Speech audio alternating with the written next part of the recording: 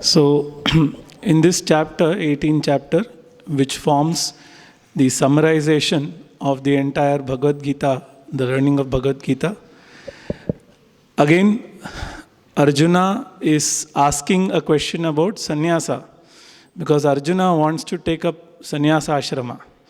That is his attraction.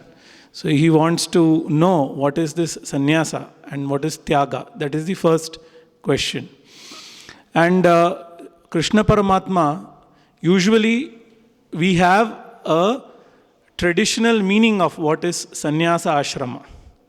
Here, Krishna Paramatma is going to give a contextual understanding of what is sannyasa ashrama, because it is the teaching is given to Arjuna and people like Arjuna who are into activity, doing their duty.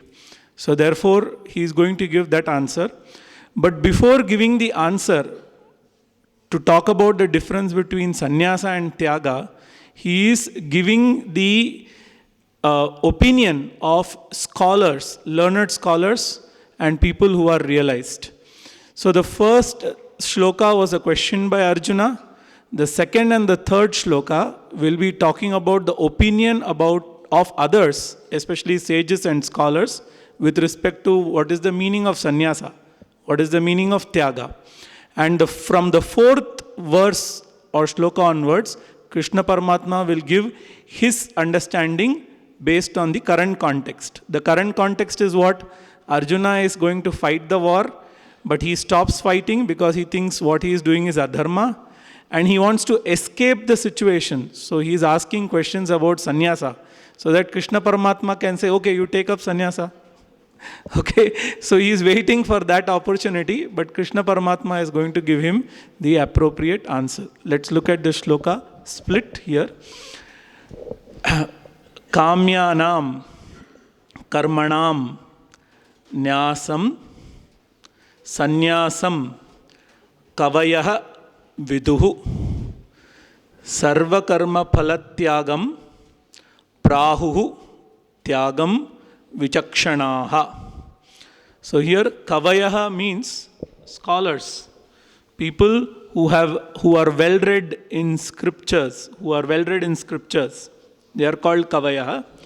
And vichakshanaha are people who are not only well read scholars, but also are able to apply whatever knowledge they have learnt with respect to dharma shastra, etc. In the society, when they see situations, they are able to apply, they are able to clearly discriminate different situations. That is called as wise person, vichakshanaha. Okay, so prahuhu means they are the ones who say what? Let us see what they say. What does kavayaha say? Kamyanam karmanam nyasam. Karma means activity, action. So, what kind of activities do we undertake? Usually, we have to see. So, 4 or 5 types of karmas are talked about in Shastra. The first karma is called that karma which is called nitya karma. Nitya karma means that which is prescribed as a duty depending on whatever is your role. So, right now your role is a student. So, you have certain duty, responsibilities as student. Our roles as teacher, we have responsibilities, certain duties as teacher. Right? So swadharma it is called. And there are certain karmas that are prescribed by the scriptures, mainly agni karya, rituals related to fire. They are called nitya karma. And there are certain karmas or actions which are done occasionally, which are called naimittika karma. Like when grahana comes, you are supposed to do certain japa and certain kind of rituals during that kala. So when the occasion comes, when the event comes, you are supposed to do. Similarly, shraddha, right? So there are certain karmas that have to be done regularly, certain karmas which have to be done when the occasion comes. This is called nitya naimittika karma. Then there are 3 more karmas. What are those?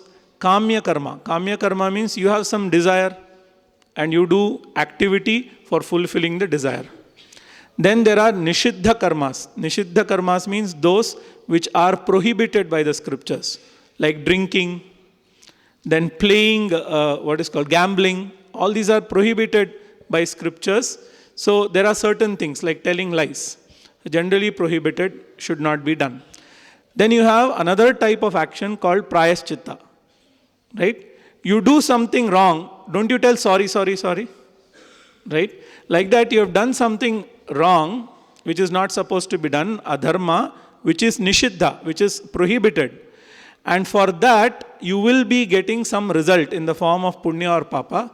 To reduce the intensity of the result or prepare your mind for the result, you do a karma called prayaschitta. It's very popular nowadays. You go to this temple, you do this prayaschitta, that prayaschitta, Shani. There is prayaschitta for Shani, there is prayaschitta for Rahu, Ketu. People who are suffering, their mind will go towards that. What I do, and I will be relieved of this suffering. So therefore, this is called prayaschitta karma. So when you say, these are the karmas that are there. So he is telling kamyanam. So when you say kamyanam, that means the kamya karma, the activity which you do because you have a desire to fulfill. And you have to also include nishiddha karma and prayaschitta. So 3 karmas are included. So many of them say, giving up these 3 karmas or giving up these 3 activities is called sannyasam. And why only activity is talked about? Giving up means you can give up many things. You give up relation, possession, everything is called giving up. But giving up activity is the toughest. And he is told this, Krishna Paramatma has talked about this in the 3rd chapter. Nahi kaschit kshanamapi. Okay, the one who is born with this body, he cannot sit idle without doing any activity. Okay, so that is what is told and that he is explaining. That is why, although there are different renunciations, here we are talking about renunciation of action. And therefore, kamyanam, karmanam, nyasam, sannyasam, kavayaha, viduhu. Viduhu, they understand this as sannyasa. Giving up which 3 activities? Activity kamya karma, then prayaschitta karma and nishiddha karma. Then he comes to the next part. What are the 2 karmas left? Nitya naimittika karma. Karmas which have to be done regularly as prescribed by the scriptures. Those are left out. And those 2 karmas he is telling here as sarva karma. The rest of the karma which he has left out, sarva karma phalatyagam.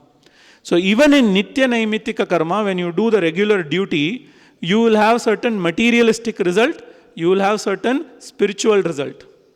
What is a materialistic result? Okay, I have a child, I am bringing up the child, then you will have an expectation. Okay, when the child becomes big, he will take care of me. He will give me money. That expectation is there. That is material benefit that you are giving out of regular duty. You are doing a regular duty, bringing up your child. And what is the non-material result? Chitta Shuddhi we call, which is purification of your mind.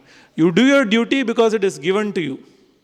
Without expecting material result. You expect spiritual result. What is spiritual result? Your own inner growth. Reduction of raga dvesha. That is the spiritual result. And therefore, we are looking at the spiritual result. So he says, giving up the material result, sarva karma phalatyagam, of even the nitya naimittika karma is called tyagam. Tyagam means giving up.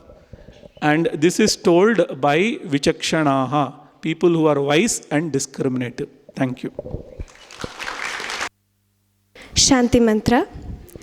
Sarve bhavantu sukhinaha, sarve santu niramaya, sarve bhadrani paschyantu, ma kaschid dukha bhag bhavet.